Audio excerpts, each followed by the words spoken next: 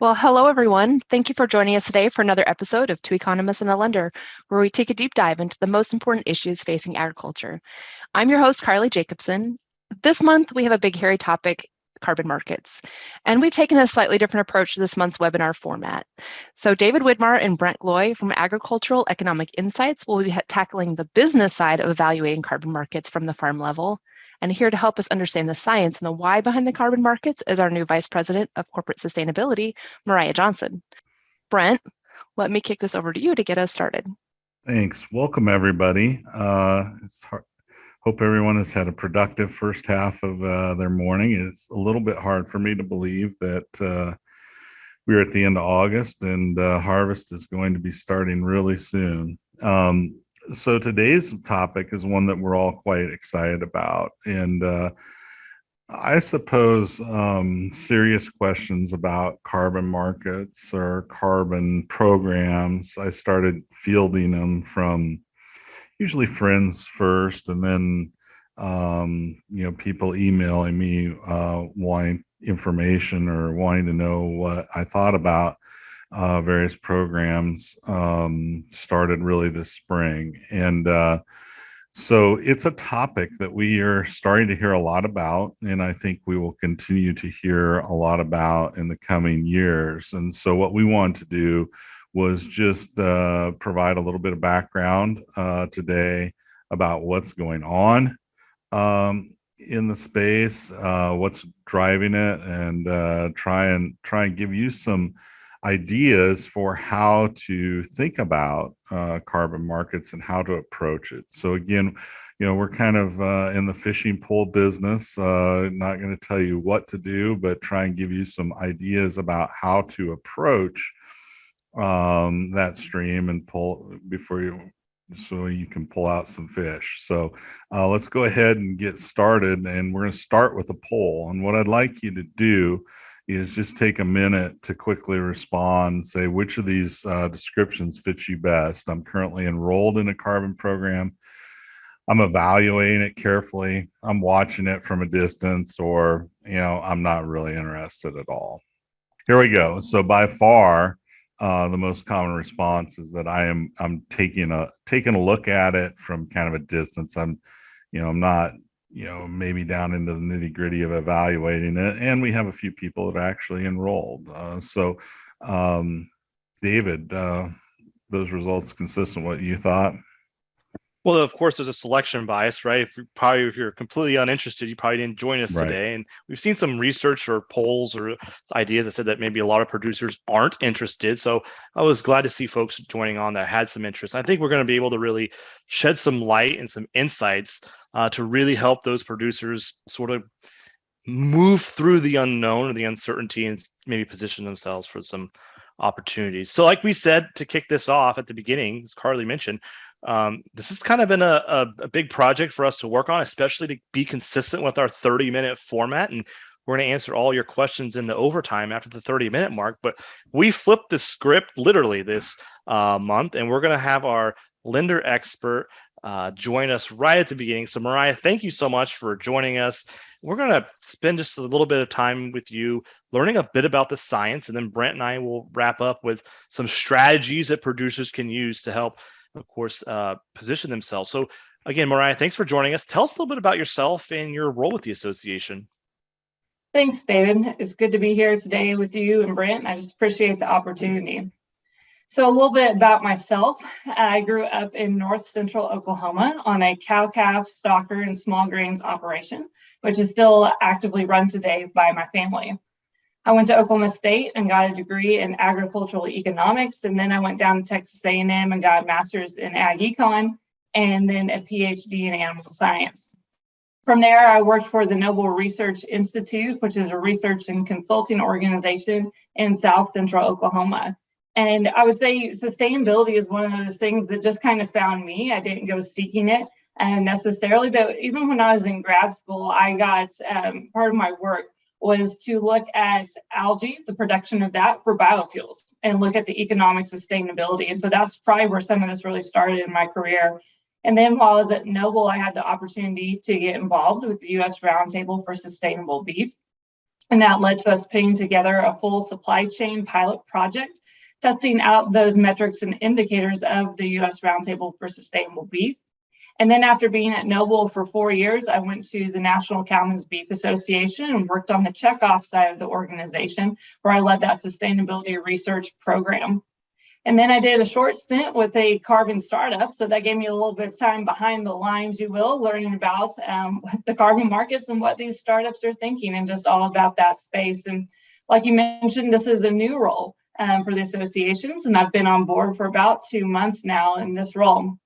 And so really this area has 3 different areas of focus, and those are around education, enablement, and engagement. And so what do we mean by that?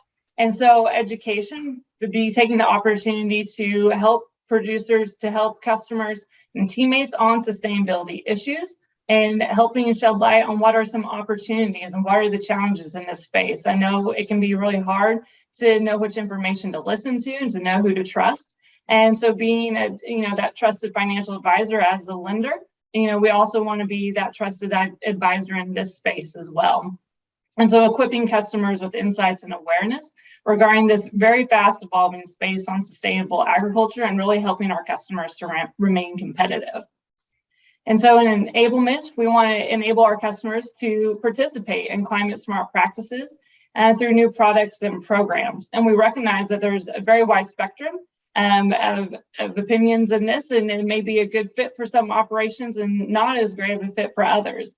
And so one thing that we've been pretty adamant about is that we're going to continue to finance and insure agriculture as it comes, and we won't be dictating how you run your operation. That's very personal, and that's part of your individual choices as a producer.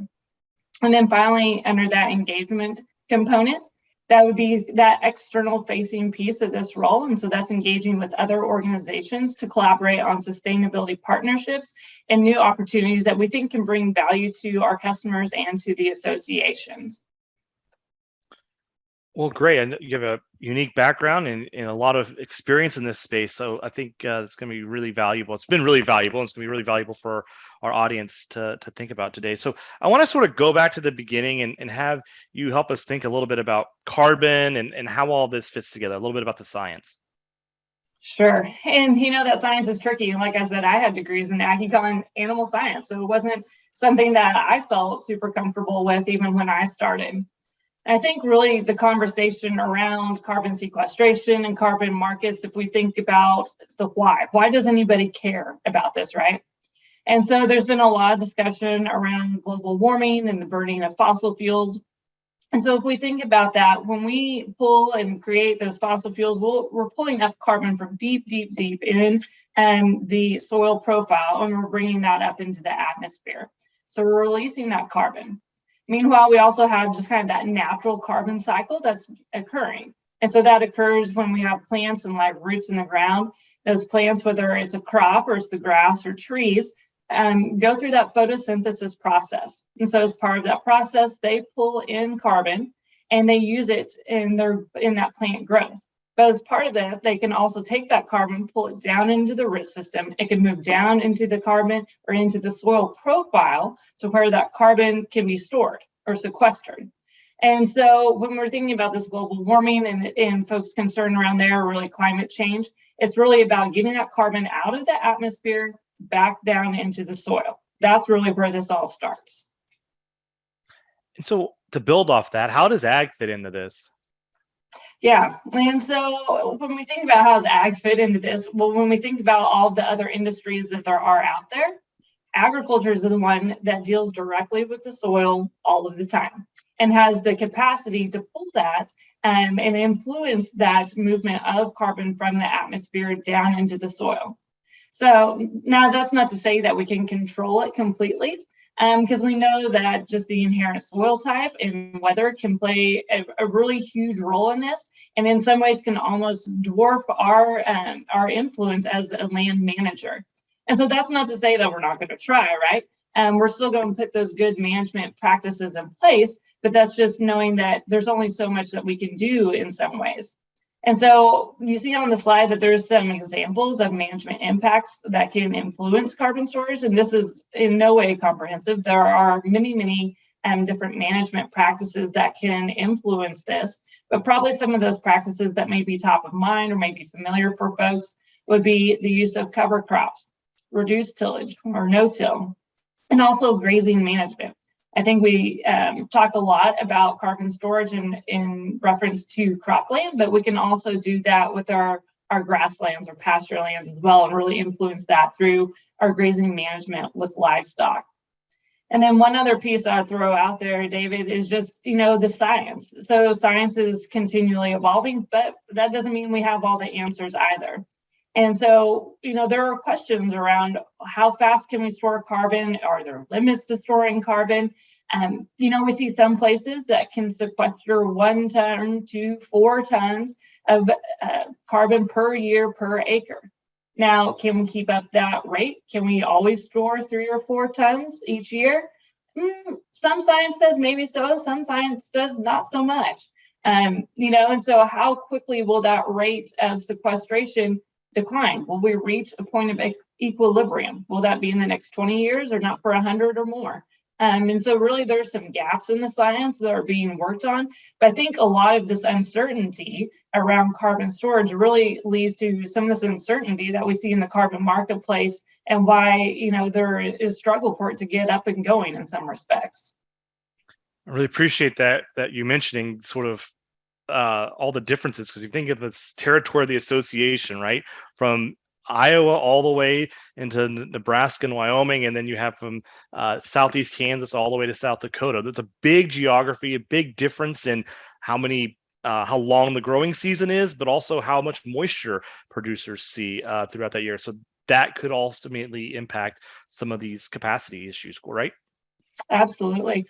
And so, we think about some of those soils that have more moisture or more rich already in their soil organic carbon content, that they can store more. But I would say what we lack in rainfall in that soil type, as we move west in some ways, we certainly make up with in vastness. So can you help us think a little bit about how a carbon credit gets from the farm or the field all the way maybe to the end user, maybe an airline, for example? Sure. And so, for me, even it's probably easiest to think about this. Carbon's just another commodity in some ways. So we're already used to, as farmers and ranchers, supplying that commodity. We're producing something off the land, and then it goes into the marketplace. There are middlemen, and that it passes through before it ever gets to that end buyer. And so with carbon, it's similar. So we, as that producer, we sequester that 1 ton of carbon into our soil. And so, okay, we have stored that 1 ton of carbon. Now what? Now, before it can really go into the market and be sold to anyone, there has to be some sort of oversight into that, because it's pretty hard to look out and say, yeah, there's 1 ton of carbon in that soil. So we have these entities that are in the business of doing monitoring and reporting. So they're doing things like coming out and taking soil tests and looking at that carbon content in the soil, kind of that before and after period.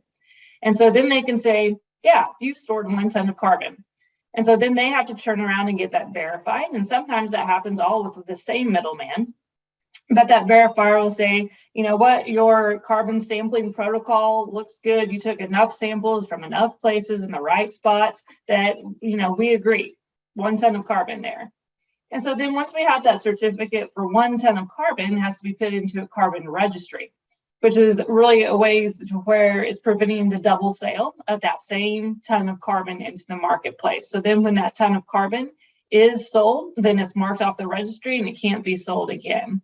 And so then ultimately you get to the buyer, because that buyer wants to make sure that they have a really good quality product and that they're paying money for actual carbon that's been put into the soil. And so that would be what would be referred to as an offset. So it's kind of that certificate of 1 ton of carbon that's moving all the way from that supplier at the farm level all the way to that buyer. And so you mentioned the airline industry, David, and they might be a buyer because, when we talk about who buys these carbon credits, it's really those polluters that can't get their emissions reduced all the way to zero. So as we think about Delta, for instance, they're flying their planes around the country, And so even if they're using renewable fuels, they probably still can't get their entire greenhouse gas footprint to zero, but yet they're making those commitments. And so they're saying, okay, I've emitted 1 ton of carbon, so now I need to go offset that and buy 1 ton of carbon that's been sequestered. Got a couple questions left for you. The first one is around some of the terms I've been hearing. So maybe you can kind of help us work through that. Offset, inset, additionality. We have a resource that we're going to share that kind of works through some of these terms, but can you just talk real briefly about some of these different terms that producers might want to be listening for as they think about and approach this opportunity? Sure. And I would say the vocabulary here, it takes a while to get up to speed on. I mean, I feel like it's taken me a while too. And so, like I mentioned, the offset is, I like to think of it as that certificate, that 1 ton of carbon that's been sequestered. I have that little certificate that says I've done that, and that can be sold into the marketplace. The other term that folks might hear is an inset. And so that ton of carbon that's been sequestered can essentially be sold as an offset or an inset, but not as both. And so that inset is essentially taking that 1 ton of carbon sequestration and pairing that with the commodity that's coming off of your land. And that goes with that product through the supply chain. So for instance, we think about consumers maybe wanting to buy a low carbon steak, right? So how do we know that we have a low carbon steak? How do we know that this steak on our plate was produced, in a way that sequestered carbon and it has a smaller greenhouse gas footprint relative to just your average commodity steak? Well, that's because there's been an inset put with it. And so it's kind of that digital paper trail, that those have been paired together along the supply chain. As you mentioned, kind of some other vernacular out there, additionality.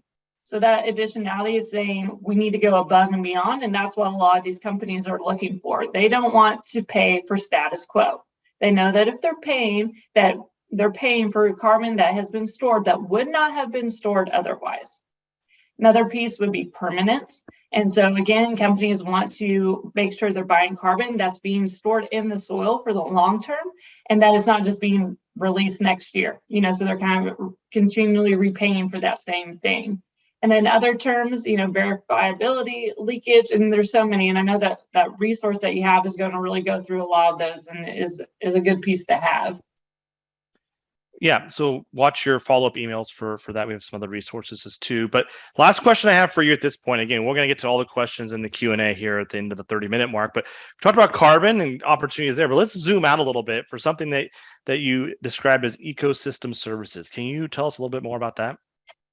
Yeah, and so like you said, this is a bit of a zooming out perspective. So today the thing is carbon, that's what we're really talking about. But I would say in those kind of fringe conversations and those that are on the boundaries and pushing the edge, it's really becoming about ecosystem services. So ecosystem services are the things that the land provides to us, those benefits that we receive as a human society. And so in a lot of ways, these are things that are already happening, but that we as consumers, as humans on this earth, are not necessarily paying for, because we're only paying for that commodity that's coming off the land. But perhaps there's a chance to pay land managers for also managing for these ecosystem services. So carbon is just one of those. Other ecosystem services would include water quality and water quantity. And as we see, water is becoming a bigger and bigger issue. So I definitely think this one's going to creep in soon and get picked up in discussions more.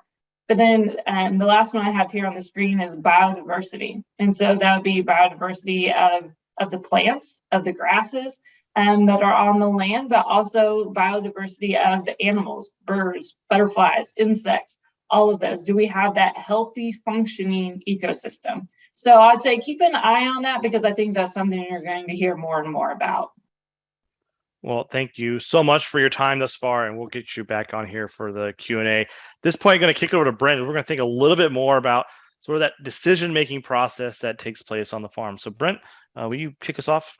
Yeah, thanks, David. Well, I think one of the things we need to realize when we think about a carbon program is it's kind of like any other product you would sell. So for example, if you're offered $7 a bushel for corn, would you take it? Well, it's not necessarily, that's probably not enough information for you to completely make that decision. You have to think about, well, how many bushels do I sell, and when is that to be delivered, and where is it to be delivered, and what's the quality standards that are required, and what are the discounts or payment terms, and what's the counterparty risk that might be associated with it.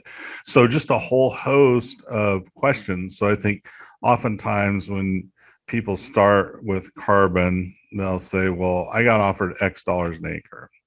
And you have to step back and say, for what, when, and how.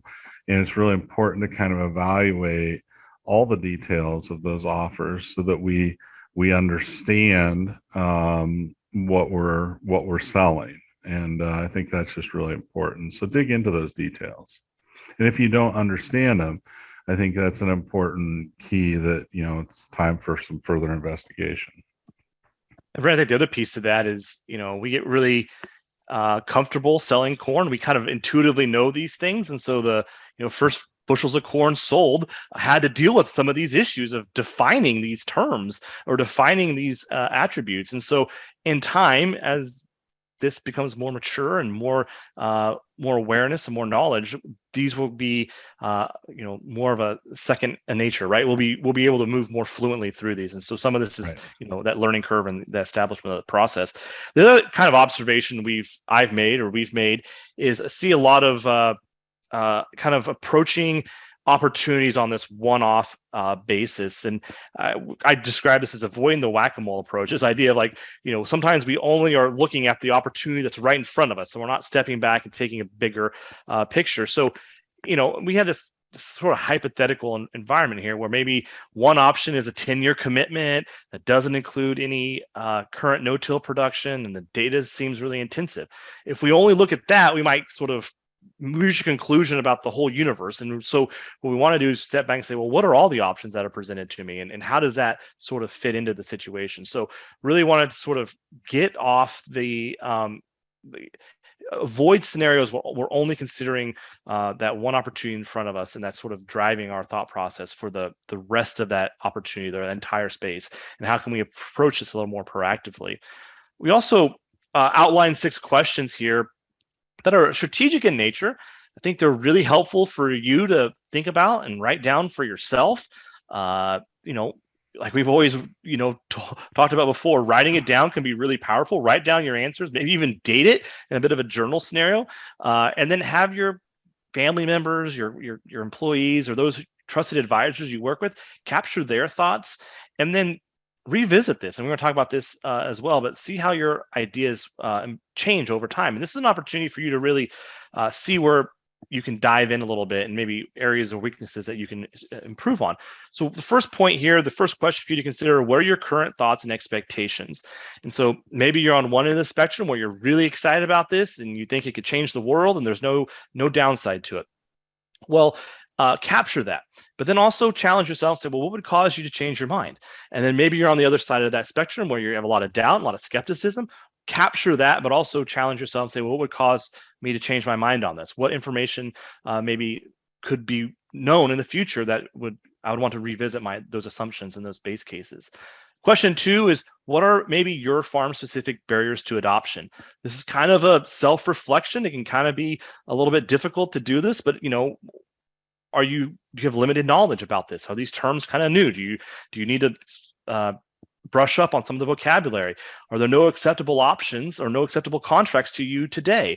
Is there a significant management burden? And I always think back to the story of the iPod being invented, and Apple had stepped back and said, this is the parameters that we need to build this iPod. Well, when they did this, that technology didn't exist, but a few years later, there's a revolution in some of the technology, and then they could pursue that.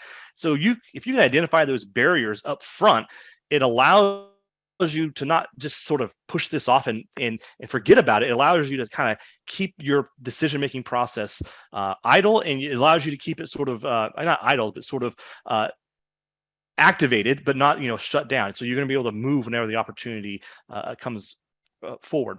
And the third point here is, can you make incremental decisions? This is something we've been thinking about a lot, given all the uncertainty in ag and ag markets.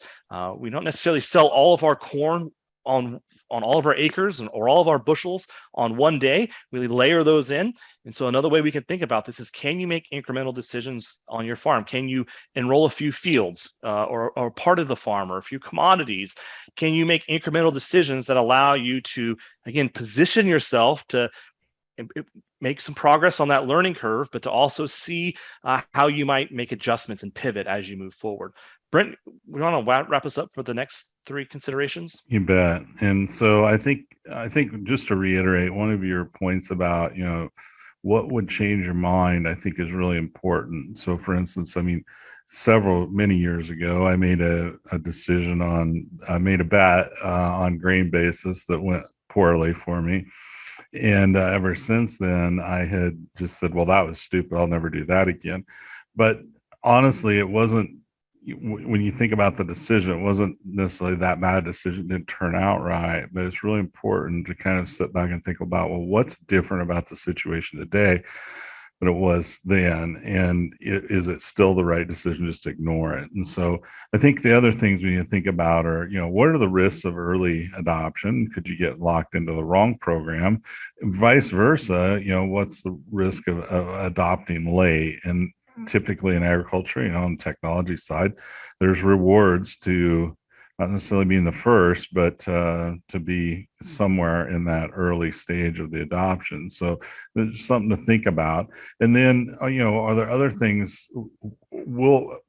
Can programs overlap, or do they fit with your future plans? And so can we accomplish maybe a couple things at once? And so I think at the end of the day, as I said before, just revisit those decisions frequently. And this doesn't have to be a static one-time decision. And so with that, I think the key thing with all these carbon programs is be realistic. And oftentimes I like to say, so if they talk to a lot of people are really interested in investing in farmland, and the people are really, really bullish, have really, really high expectations for what the carbon payments might be.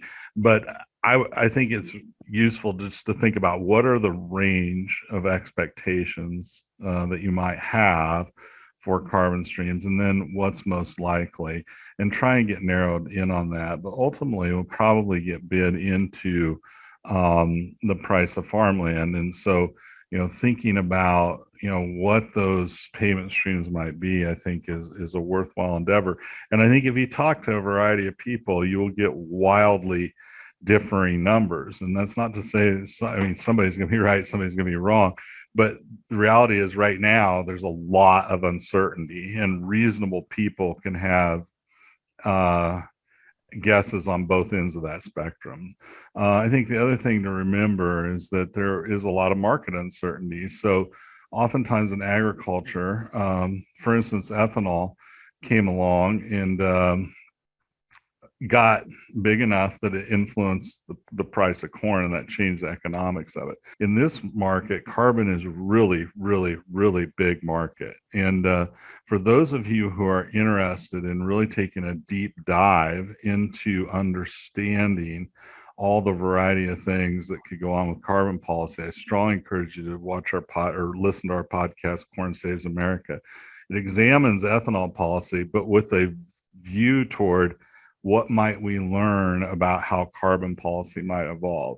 And I will tell you, I learned a lot myself in that podcast. It's not just Brent and David. We have some really good experts on that podcast, and they brought a lot of interesting perspectives to the table, and it changed my thinking on a few things. And we talk about that in the podcast. So we do have a lot of really good questions. And I know Myriah talked a little bit about the carbon supply chain and how there's various steps in that. And anytime you see a supply chain like that, the first question that usually comes to mind is, well, who's getting what in that supply chain? And so, I don't know if you know this, but maybe you have an idea of kind of what's the percentage of the credit that goes to the various people in the supply chain, and who might be some of the so anyway, we'll start with that.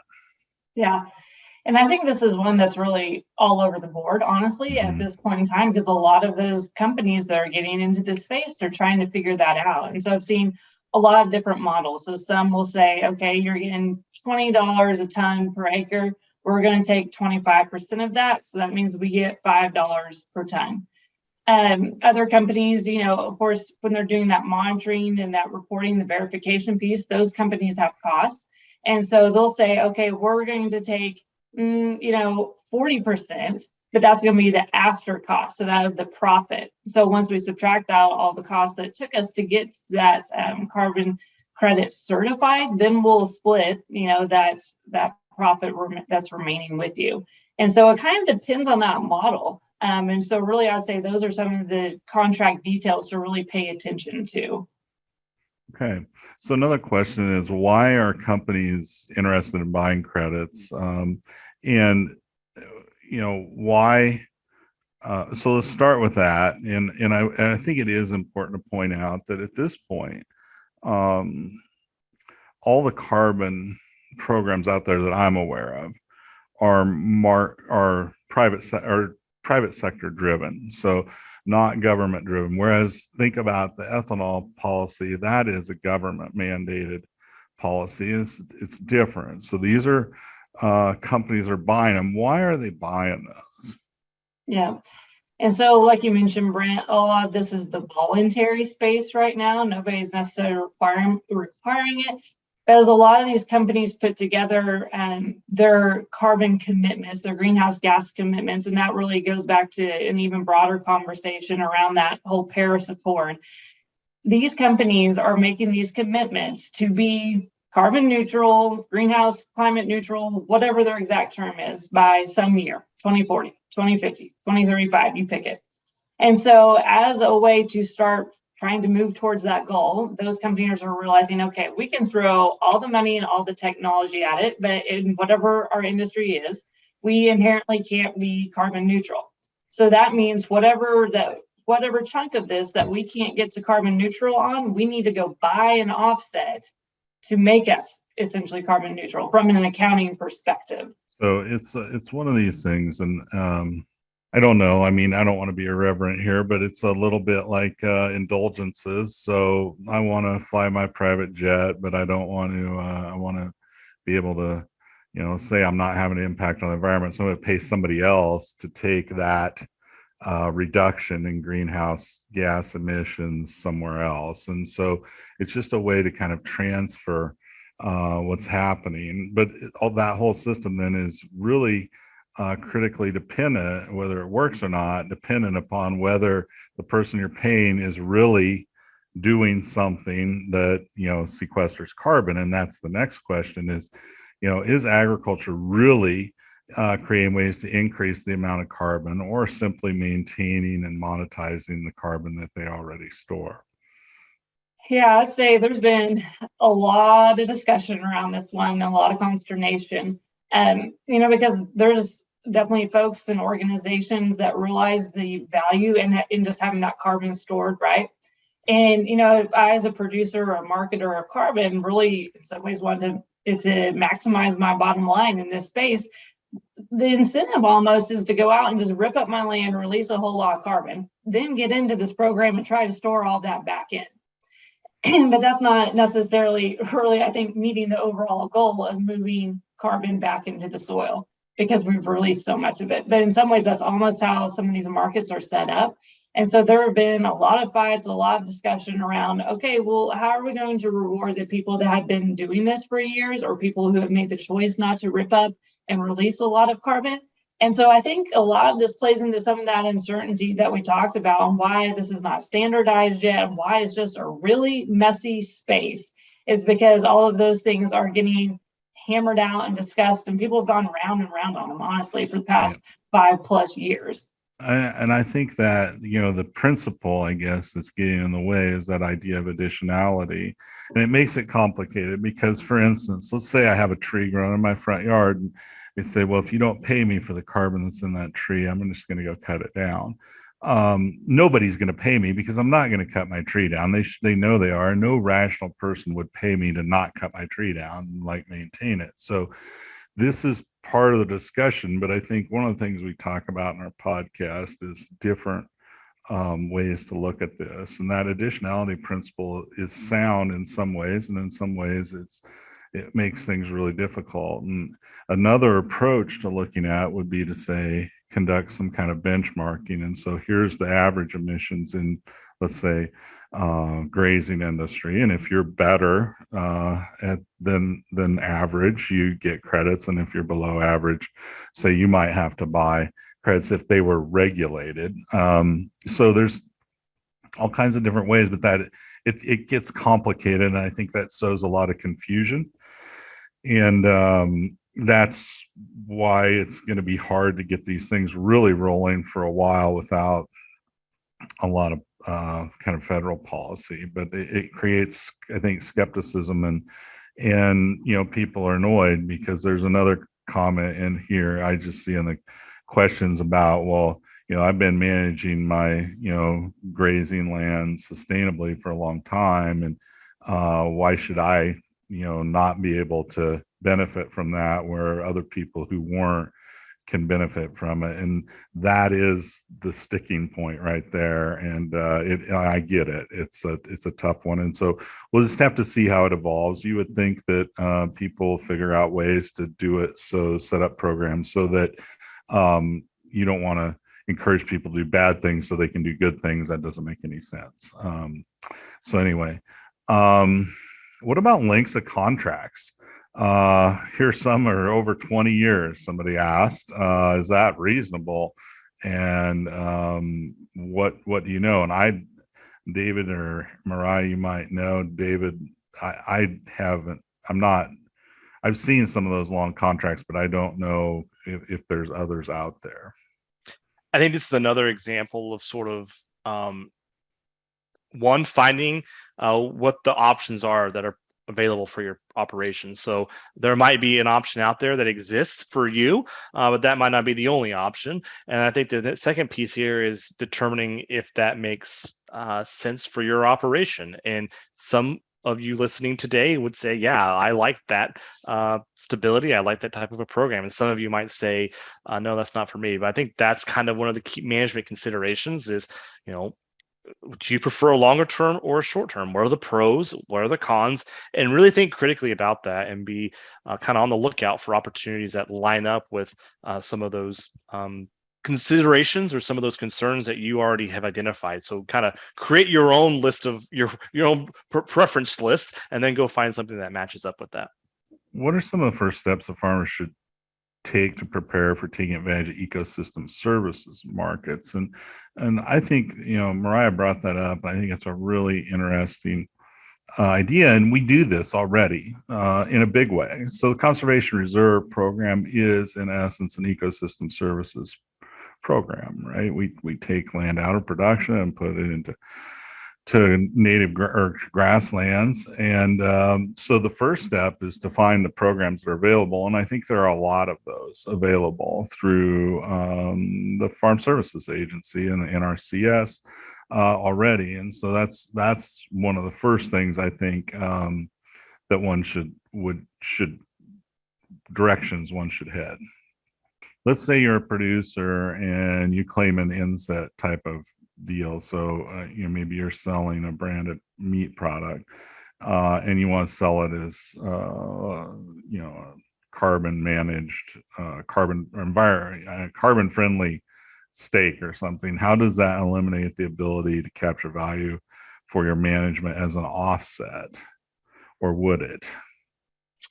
Sure. And so that kind of goes back to that piece where I talked about the registries, right? And so if we have verified that this is a lower carbon beef product and is being marketed and sold through the supply chain that way, then the registry is only going to allow it to go that way, as opposed to if I don't, and this is just I sell my beef as commodity beef, then I would still have that offset available to sell into that offset marketplace.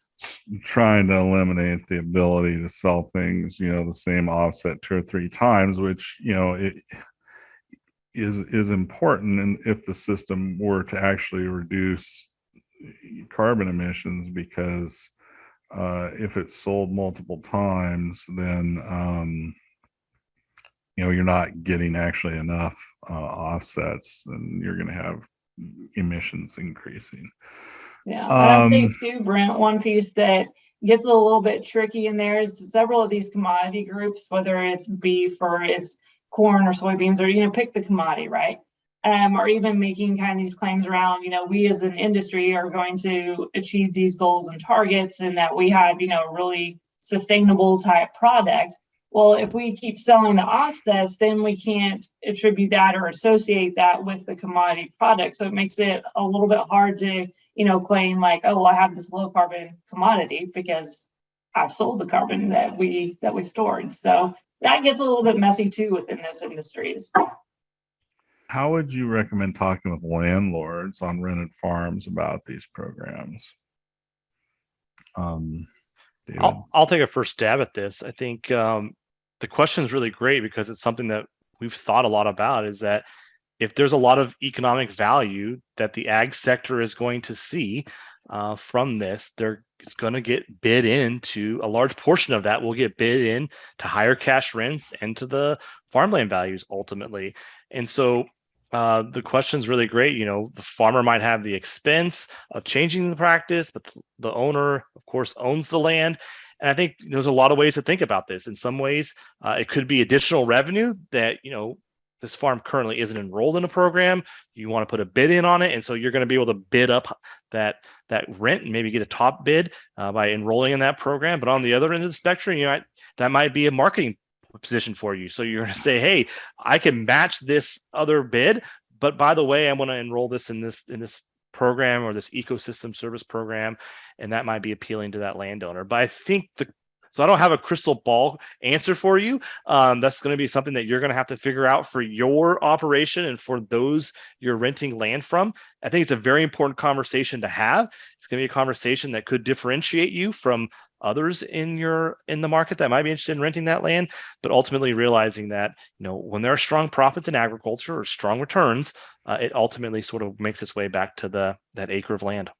Yeah, and related to that, should there be concerns about the future sale of land? Seems like a carbon contract could impact the sale, similar to easements today.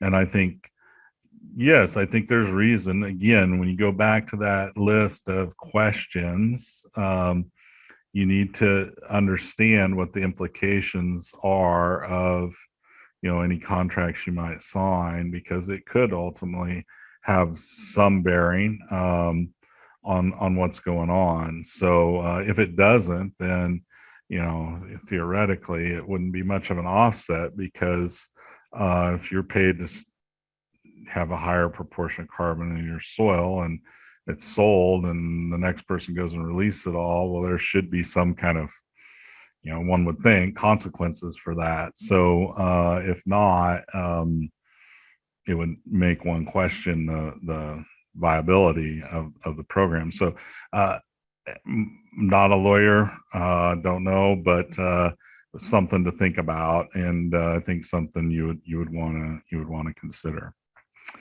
What about burning pastures? Does that affect carbon storage? This has been going on for millions of years. Yeah, it's a good question. And one of the things I think that we need to think about is that it's not so much the carbon above ground that is interested. And so I had a friend that emailed me with a bet maybe a year or so ago, and he said, well, this guy's telling me that there's more carbon stored in the Corn Belt than in the Amazon. And I'm like, well, for maybe a few months, yes, but the reality is not really, because that corn is growing, is going to decompose, and some of it is in the soil, but that the soil can only hold so much, which, by the way, the science of it measuring that carbon is tough.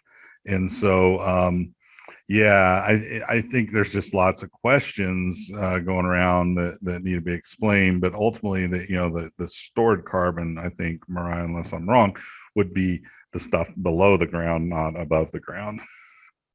Yeah, there's certainly that piece of it. And yes, when we do some of that pasture burning, there is that carbon release, but in some ways there's also this piece of trade-off. So if we get back to that greater ecosystem service, right?